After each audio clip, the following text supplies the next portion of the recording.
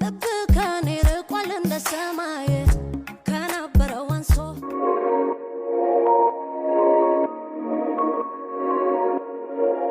ህልፈተ ዜናዋ ከተሰማ 1 ዓመት ከ3 ወር የተሻገራት ቀነኒ አዱኛን በተመለከተ አዲስ ነገር ተሰምቷል። የውቁ የኦሮምኛ ቋንቋ ቀንቃኙ አንዱዓለም ጎሳ እጮኛ የነበረችውና ህይወቷ በድንገት የተቀጠፈው ቀነኒ አዱኛን በተመለከተ የበርካቶችን ልብ የነካ በእንባም ያሳጠበ አዲስ ክስተት ተፈጥሯል። መረጃ ሰዓታችን ጉዳዩን እንቃኛለን።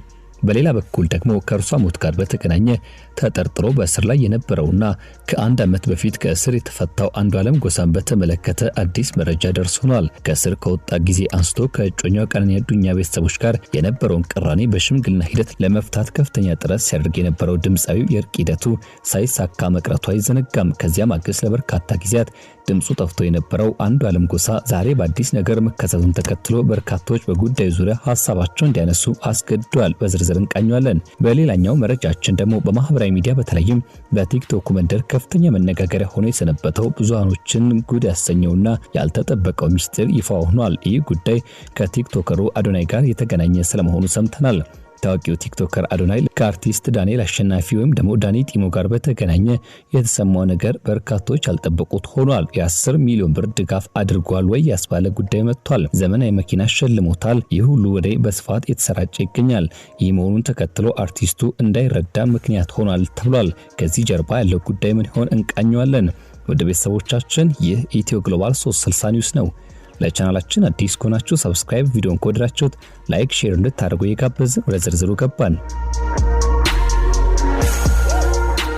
ወደ ቀዳሚ ጉዳያችን ስንሻገር ከሰሞኑ በተከናወነው አንድ ትልቅ መድረክ ላይ የበርካቶችን ልብ የነካ ክስተት የታየበትና ብዙሃኖችን ያስገረመው ጉዳይን እናስቀድማለን።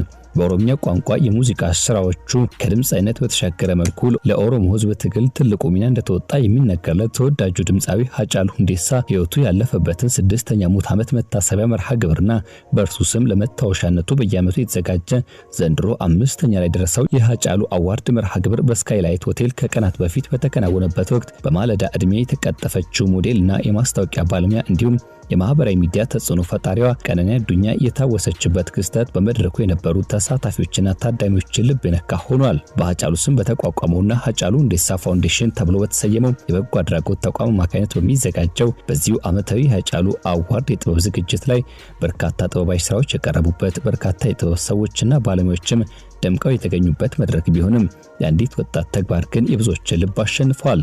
ይህች ወጣት በመርሃ ግብሩ ላይ ስትገኝ የተለየ ውበት ባለውና በአማረ ዲዛይን በተሰራ የዝግጅቱ መድመቂያ ልብስ ብቻ አልተከሰተችም።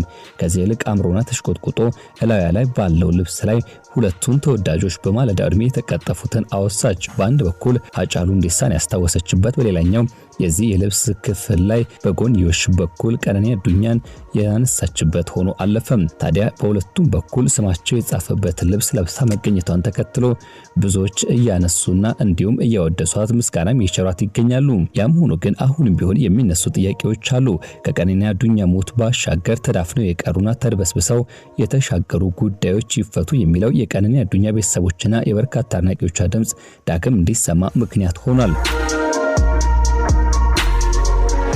ከእርሷ ህልፈተ ህይወት ጋር በተገናኘ ደግሞ ለእስር ተዳርጎ የነበረው ድምጻዊ አንዱዓለም ጎሳ በፍርድ ቤት ነጻ ተብሎ በተሰናበተ ማግስት ከቤተሰቦቿ ጋር ያለውን ጉዳይ በእርቅ ሂደት ለመፍታት አባ ገዳዮችን ለሽምግልና እስከ መላክ ደርሶ የነበረ ቢሆንም ያ ሳይሳካ መቅረቱና ከፍተኛ ውግዘትም ማስከተሉ አይዘነጋም። ከዚያ ጊዜ አንስቶ ለበርካታ ጊዜያት ከህዝብም ከመገናኛ ብዙሃን እይታ ርቆ የነበረው ድምጻዊው በሙዚቃ ስራዎቹ በአዲስ መልክ ለመምጣት ስለመቸገሩ የሚጠቁሙ መረጃዎች በስፋት ሲሰራጩ ነበር። ታዲያ በአሁኑ ወቅት ላይ አንዱዓለም ጎሳ በአዲስ ነገር ወደ ጥበብ መድረክና መንገድ እንዲሁም ወደ ሙዚቃው ጎዳና ተመልሻለሁ ያለ መስሏል። በማህበራዊ ሚዲያ በርካታ ተከታይ ካላቸው ወዳጆቹ መካከል ከአንዱ ጋር ለሰከንዶች ያክል ቆይታ ባደረገበት በዚህ ተንቀሳቃሽ ምስል ላይ ይህን አረጋግጧል።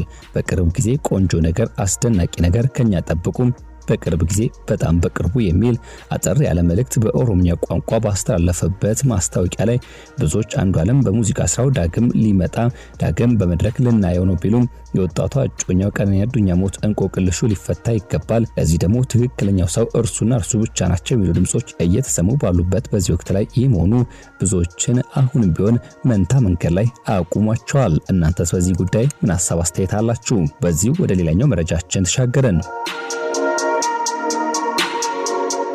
በማህበራዊ ሚዲያ በተለይም በቲክቶክ መንደር ከፍተኛ መነጋገሪያ ሆኖ የሰነበተው ብዙዎችን ጉድ ያሰኘውና ያልተጠበቀው ሚስጥር ይፋ ያደረገው አነጋጋሪ ጉዳይ የብዙዎችን ትኩረት ስቧል። ታዋቂው ቲክቶከር አዶናይ ለታዋቂው አርቲስት ዳንኤል አሸናፊ ወይም ደግሞ ዳኒ ጢሞ የ10 ሚሊዮን ብር መኪና ድጋፍ አድርጓል የሚለው ጥያቄ ብዙዎችን እያነጋገረ ባለበት ወቅት ላይ በአዶናይ ምክንያት አርቲስቱ እንዳይረዳ ሆኗል የሚሉ ድምጾች የተስተጋቡ ይገኛሉ። ታዋቂ ማህበራዊ ሚዲያ ተጠቃሚ ዮኒ ማኛ ይህም በተመለከተ ባወጣው ተንቀሳቃሽ ምስል ላይ ሁሉን ነገር በአደባባይ ገልጿል። ዮኒ ማኛ ራሱ ተታሎ የሰራውን ቪዲዮ በማንሳት በአደባባይ ይቅርታ እስከመጠየቅ የደረሰበት አስገራሚ ሁኔታ ብዙዎችን አነጋጋሪ እንዲሆን አድርጓል። ቲክቶክ እና ፌስቡክን ጨምሮ የተለያዩ ማህበራዊ ሚዲያ መድረኮች ላይ ባለፉት ጥቂት ቀናት ውስጥ አንድ አስገራሚ ዜና በስፋት ሲሰራጭ ነበር። ይኸውም ታዋቂው ቲክቶከር አዶናይ ለተወዳጁ አርቲስት ዳንኤል አሸናፊ ወይም ደግሞ ዳኒ ጢሞ ያልታሰበ ትልቅ ውለታ ውሏል፣ ዘመናዊ መኪና ሸልሞታል፣ እንዲሁም የ10 ሚሊዮን ብር የገንዘብ ድጋፍ አደረገለት የሚል መረጃ በስፋት ሲሰራጭ ነበር። ይህ ዜና በብዙዎች ዘንድ ሲሰራጭ ከቆየ በኋላ የአዶናይ ደጋፊዎችና አድናቂዎች የታዋቂ ማህበራዊ ሚዲያ ተጽዕኖ ፈጣሪው ዮኒ ማኛ ፔጅ በማጨናነቅ አንድ ጥያቄ ማንሳት ጀምረዋል። ዮኒ አዶናይ እኮ ይህን ሁሉ መልካም ስራ እየሰራ ነው፣ ለምን አታወራም? ለምን ቆርጠህ አታወጣለትም? እንዴት ይህን ታላቅ ተግባር አትናገርም? እያሉ ወደ ዮኒ ማኛ ገጽ በተደጋጋሚ ማንኳኳታቸውን እንደጀመሩ ዮኒ ማኛ ይገልጻል። አክሎም ሲያነሳ የደጋፊዎቹ ጫናና እንዲሁም ደግሞ ድምጽ በመመልከት እንዲሁም ነገሩ እውነት መስሎት ፕሊስ ቆርጣችሁ አድርሱልኝ በማለት ስለ አዶናይ እውቅና የሚሰጥ ቪዲዮ ሰርቶ ለተመልካች አጋርቶ ነበር ተብሏል። አዶናይ መልካም ልጅ መሆኑን ብዙ ነገሮችን እንደሚሰራ በማመን ይህን አድርጓል ብሎ አጨበጨበለት። ነገር ግን ነገሩ ሁሉ በቅጽበት ተቀይሯል። ነገሩ ወዲህ ነው። ይህ ሁሉ አዶናይ ለዳኒ ጢሞ መኪና ሸለመ፣ 10 ሚሊዮን ብር ሰጠ የሚለው ወሬ ከእውነት የራቀ ፍጹም የፈጠራና የውሸት መሆኑ ተረጋግጧል። ዮኒ ማኛ ነገሩን ማጣራት ሲጀምርና ሌሎች ወደ ውስጥ የገቡ ሰዎች መረጃውን ሲነግሩት ጉድ ፈላስ ብሏል። አዶናይ በራሱ ገጽ ላይ የለጠፈው ሆነ የተናገረው ምንም ነገር የለም። ለዳኒ ጢሞም የተደረገ የ10 ሚሊዮን ብር ድጋፍ ሆነ የመኪና ሽልማት የለም። እዚህ ላይ ነው እንግዲህ ዮኒ ማኛ በከፍተኛ ድንጋጤና ቁጭት ውስጥ ሆኖ አዲስ ቪዲዮ ይዞ ብቅ ያለው። ዮኒ ማኛ በመልእክቱ ላይ እንዳለው ከሆነ ይህ ጉዳይ ዝም ብሎ የውሸት ወሬ ብቻ አይደለም፣ ይልቁንም ወንድማችን አርቲስት ዳንኤል አሸናፊ ዳኒ ጢሞ ከሌሎች ሊያገኝ የሚችለውን እርዳታና ድጋፍ እንዳያገኝ ሆነ ተብሎ የተሰራ አደገኛ ሴራ ነው የሚመስለው ሲል ገለጸው።